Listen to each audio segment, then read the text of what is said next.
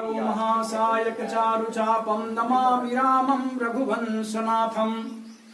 अनंत कोटि ब्रह्मांड नायक के श्री चरणों में सादर नमन कर उपस्थित समस्त मानस प्रेमियों को मेरा वंदन अभिनंदन, समस्त ज्येष्ठ श्रेष्ठ जनों को सादर प्रणाम। आज का विषय बड़ा गहन गंभीर और बड़ा रहस्यपूर्ण है। यह प्रसंग है उत्तरकांड में कागभूषुंड जी और गरुड़ जी के संवाद का है। हरि सेवक ही न व्याप अविद्या और प्रभु प्रेरित व्यापैत ही विद्या, ताते नाश न होय दास कर, भेद भगति बाढ़े विहंगवर।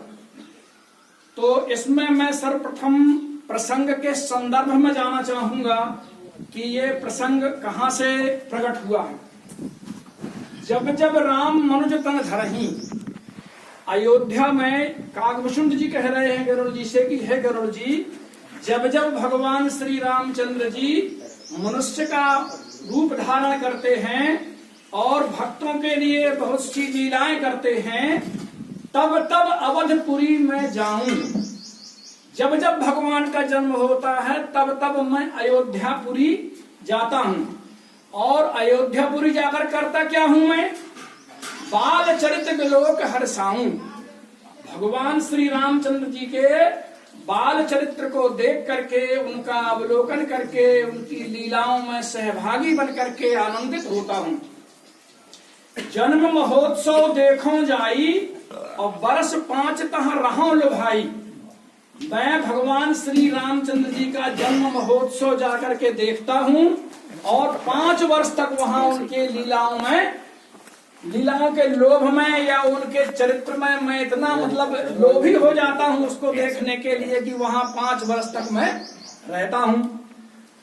अब देखिए, यहाँ पर मुख्य रूप से हरि सेवक ही न व्याप अविद्या, प्रभु प्रेरित व्यापैत ही विद्या, और ताते नाश न होए दास कर, भेद भगति बाढ़े विहंगवर। ये आई कहाँ है चौपाई है? देखिए, सबसे पहले तो क्या है कि जब कागभूषुंड जी अयोध्या में गए, भगवान लीला कर रहे थे, तो कागभूषुंड जी थे और भगवान थे। तो जब भगवान के पास में आते थे, आवत निकट हंसे प्रभु, मतलब प्रभु के पास में जब कागभूषुंड जी जा रहे थे तो भगवान हंसते थे और भाजत रोदन कराए। जब कागभूषुंड जी प्रभु से दूर जाते थे तो वो रोने लगते थे। और जाऊं समीप गहन पद, मैं भगवान के पद पैर स्पर्श करने के लिए जब उनके पास जाता था तो फिर चिताए पर आए, बार बार मेरे को देख रहे थे। तो जब मैंने श्री रामचंद्र जी को ऐसा देखा तो मुझे ये लगा यार कि प्राकृत शिशु लीला, मतलब एक सामान्य मनुष्य की भांति ये सामान्य बच्चे की तरह लीला कर रहे हैं। देख भयव मुहि मोह, कागभूषुंड जी को मोह हो गया। तो कवन चरित्र करत प्रभु चिदानंद संदो, मतलब भगवान ऐसा कौन सा चरित्र करना चाहते हैं? ये कागभूषुंड जी के मन में क्या पैदा हो गया? मोह, कि ये तो भगवान है कि नहीं, ये संदेहास्पद बात हो गई। इतना मन आनत खगराया।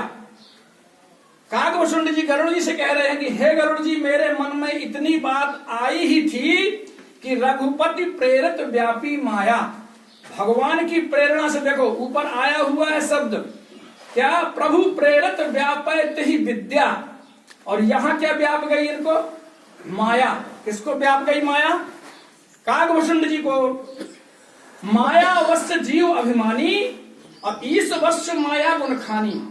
देखिए, जो मनुष्य है यह माया के वश में है और जो माया है भगवान उसके स्वामी है। माया कैसी है? त्रिगुणमयी है, सत रज तम, 3 गुणों से युक्त है। अब देखिए, जो अपनी ये चौपाइयां आई हैं इन दोहों के बाद में सीधी आई हुई हैं कि रामचंद्र के भजन बिन जो चाहे पद निर्वाण, ज्ञानवंत अपि सो नर पशु बिन पूछ बिखान। इस विषय में बहुत चर्चा हो चुकी है, अपने इसी मंच से चर्चा हो चुकी है।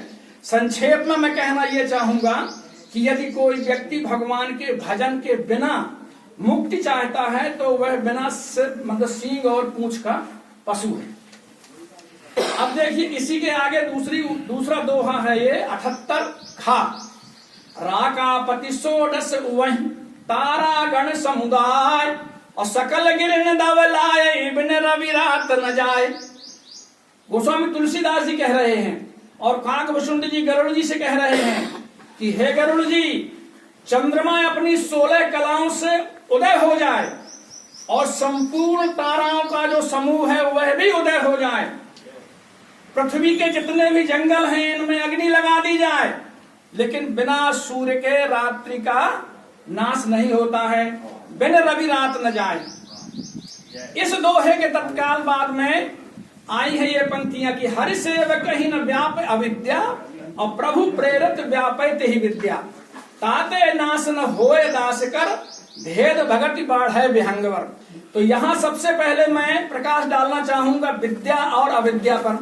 विद्या क्या है? विद्या को पराविद्या भी कहते हैं और अविद्या को अपराविद्या भी कहते हैं। विद्या मतलब आत्मज्ञान या ब्रह्म ज्ञान अथवा अमरत्व। जिसको विद्या प्राप्त हो गई उसको निश्चित रूप से आत्मज्ञान होगा, ब्रह्म ज्ञान होगा और अमरत्व प्राप्त हो जाएगा, अर्थात जो है आत्मा का परमात्मा में विलय हो जाएगा। अविद्या क्या है? भौतिक संसार, कर्म और अज्ञान का ज्ञान जो जीवन संघर्ष के लिए आवश्यक है। अविद्या से मृत्यु, दुख को पार कर विद्या से अमृत और मोक्ष को प्राप्त करना चाहिए। अब इनके प्रकार देखिए आप। अविद्या क्या है? संशय। यदि हमारे जीवन में संशय है तो हम अविद्याग्रस्त हैं। विपर्याय, भ्रम। यदि भ्रम है हमारे जीवन में तो हम अविद्याग्रस्त हैं। अनिश्चितता है तो हम अविद्याग्रस्त हैं। और स्वप्न की स्थिति तो अविद्याग्रस्त है ही। अब विद्या के प्रकार देखिए। विद्या 14 प्रकार की होती है। सबसे पहले 4 वेद हैं, ऋग्वेद, यजुर्वेद, सामवेद, अथर्ववेद। 6 वेदांग हैं। शिक्षा मतलब ध्वनि विज्ञान, कल्प, अनुष्ठान, व्याकरण, निरुक्ति, छंद और ज्योतिष। और 4 अन्य विद्याएं हैं। पुराण, प्राचीन इतिहास जिनमें आता है, कथाएं आती हैं, न्याय, तर्कशास्त्र, मीमांसा में दर्शन और व्याख्या, धर्मशास्त्र में नियम और कानून। ये चीजें हो गई। इस तरह से विद्या और अविद्या का प्रकाश हो गया। अब देखिए कि हरि सेवकन व्याप अविद्या। जो जीव भगवान का सेवक है उसको अविद्या नहीं व्याप्ति, अर्थात हरि सेवक को जो व्याप्ति है वह विद्या व्याप्ति है। वो भी कैसे व्याप्ति है? अब अविद्या का प्रभाव देखो। अविद्या क्या है? एक दुष्ट अतिशय दुख रूपा और जावस जीव पराभव कूपा। इसको अविद्या व्यापेगी, वह दुख देने वाली है। संसार को, मनुष्य को संसार रूपी कुएं में डालने वाली है। जावस जीव पराभव कूपा। और भगवान की प्रतिज्ञा देखिए। भगवान की प्रतिज्ञा क्या है? करम सदा तिन की रखवारी, जिमी बालक राखे महतारी। यदि मेरा भक्त है तो मैं माँ के समान उसकी रक्षा करूंगा, करता हूँ। असीम की चाप सके को ताशु और बड़ रखवार रमापति राशु। यदि जिसका सुरक्षा में भगवान है, जिसकी रक्षा भगवान कर रहे हैं, उसकी सीमा को कोई चाप नहीं सकता है, अर्थात आपको कोई हानि नहीं पहुंचा सकता है। अब देखिए कि प्रभु प्रेरित व्यापैत ही विद्या का भाव देखिए। प्रभु प्रेरित का भाव यह है कि हरि सेवक को भी अपने बल से नहीं व्याप सकती है, चाहे वो विद्या हो या अविद्या हो। 2 में बड़े भाई, यह जो भगवान का भक्त है इनकी ताकत नहीं है कि यह अपने बल से आपको व्याप्त हो जाए। यह कब व्यापेगी? जब स्वयं भगवान उसको प्रेरित करेंगे। नहीं तो वह भक्त से डरती है। माया भी डरती है और विद्या भी डरती है।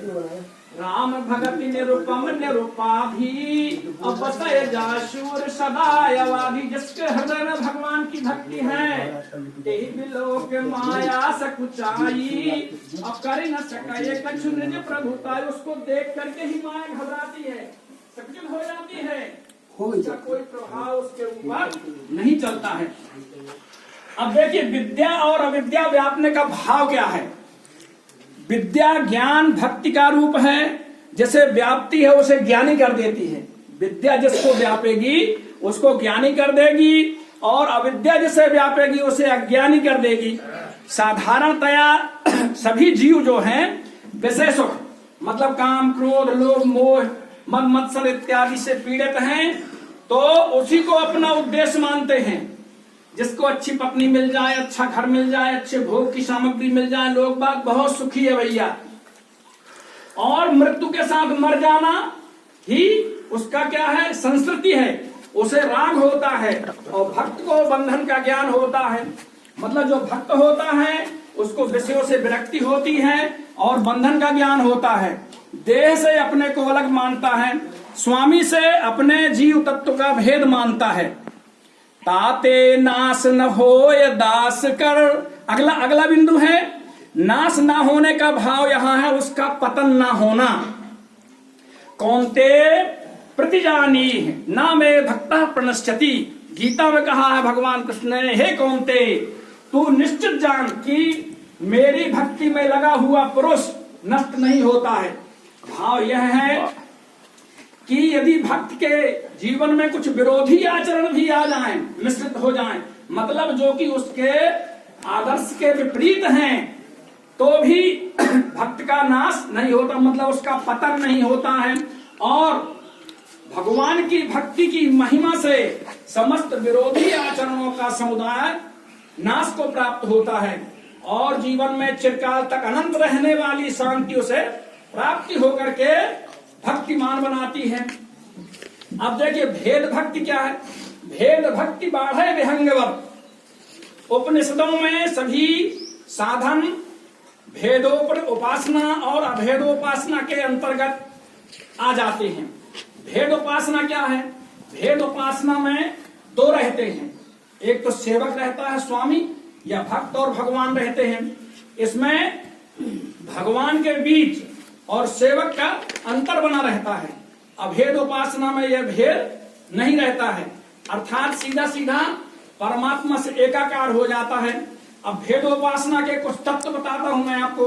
भेदोपासना के तत्व हैं माया, जीव और परमेश्वर। मुख्य रूप से इस सृष्टि में परमेश्वर ही है, परमेश्वर के द्वारा ही रचित माया है और एको अहम बहु भविष्यामि का सूत्र लेकर के उन्होंने लीला करने के लिए संसार की रचना की है, जिसमें हम और आप सभी उसके सहयोगी हैं। भेद भक्ति की उपासना का उदाहरण देखिए। सो अनन्य जाके अशी अमति न डराय हनुमंत, और मैं सेवक सचराचर रूप स्वामी भगवंत।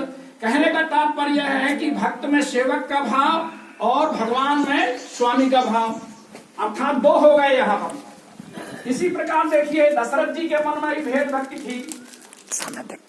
लंका कांड में जब भगवान श्री राम लंका विजय करके और वापसी की तैयारी करते हैं अपनी अयोध्या के लिए, तब यह प्रसंग आता है कि ही अवसर दशरथ आए और तनय विलोक नयन जल छाए। मतलब अपने पुत्र को देख करके उनके नेत्र सजल हो गए। तो भगवान राम ने अनुज सहित प्रभु वंदन कीन्हा और आशीर्वाद पिता तब दीन्हा। मतलब भगवान राम लक्ष्मण के सहित अपने पिता की वंदना की और उन्होंने उन्हें आशीर्वाद प्रदान किया। और रघुपति प्रथम प्रेम अनुमाना, अच्युत पिता ही दीन है दृढ़ ज्ञाना। अपने पिता को दृढ़ ज्ञान प्रदान किया। क्यों प्रदान किया? कि मोक्ष के लिए ज्ञान आवश्यक है।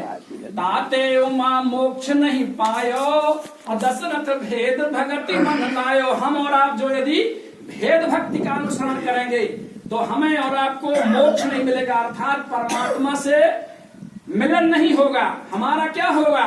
सगुन उपासक मोक्ष न लेही, अतिन कहा राम भगति निज देही। मतलब भगवान की भक्ति प्राप्त होगी, अविरल भक्ति चलेगी। अब इस प्रसंग में हमारे पूज्य बाबा तुलसीदास जी का संदेश क्या है? भगवान के भक्तों से विद्या और अविद्या दोनों डरती है। ये मायाकृत हैं और प्रभु मायापति हैं, और जब आती है तो प्रभु की प्रेरणा से ही आती है।